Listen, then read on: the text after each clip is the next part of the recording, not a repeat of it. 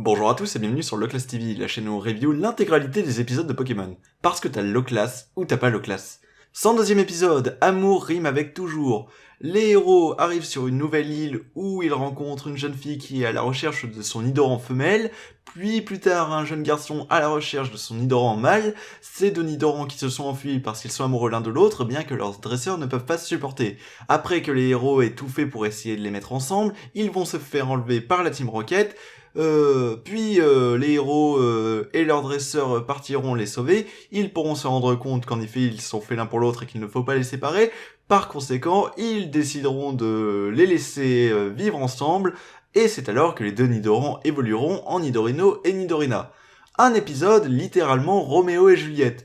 On a plein de références à là, notamment quand Nidoran mâle va voir Nidoran femelle à sa fenêtre, avec les deux dresseurs qui ne peuvent pas se supporter, et c'est littéralement ce qu'on peut imaginer, les deux qui ne peuvent pas se supporter parce que ils sont trop similaires l'un à l'autre et ils ne le supportent pas. Le fait que l'un ait un Nidoran mâle et un autre un Nidoran femelle, c'est plutôt amusant à ce niveau, c'est bien utiliser les Pokémon en tant que tels. Après, l'histoire se suit hyper naturellement, c'est à plusieurs moments, on va voir à quel point ils sont faits l'un pour l'autre. Les deux dresseurs qui ne peuvent pas se supporter en apparence, mais on voit qu'ils tiennent l'un à l'autre au fond.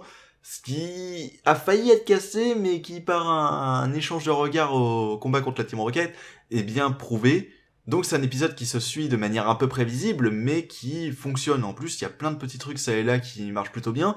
On est dans un décor très très alsacien, très allemand. Je sais pas, dans la VF ils disent anglais, moi ça me rappelle plus l'Allemagne avec des, des architectures, enfin des maisons avec des espèces de poutres en bois qui ressortent, je sais plus comment ça s'appelle exactement, mais ça donne un tout très très joli et l'esthétique de l'épisode est plutôt beau. Pareil, les chemins de fleurs, tout ça qui rendent pas mal.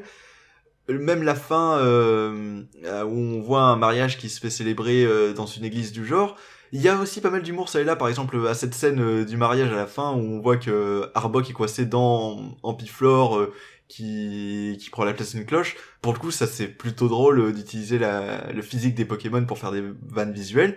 Même Pikachu a pas mal de vannes ça et là, que ce soit quand en pleine recherche d'un coup il s'arrête parce qu'il voit des fruits et il commence à s'approcher de ses fruits en donnant encore l'impression qu'il fait des recherches, c'est pas mal. Même la tête de psychopathe qu'il fait au moment où il est prêt à lancer une attaque électrique sur la Team Rocket. Dans l'ensemble, c'est un épisode qui marche plutôt bien, qui certes est prévisible, mais qui suit plutôt bien, qui utilise bien ces Pokémon qu'on n'avait pas encore vus jusque-là. Ouais, bon épisode, j'ai bien aimé cet épisode. Allez, à la prochaine.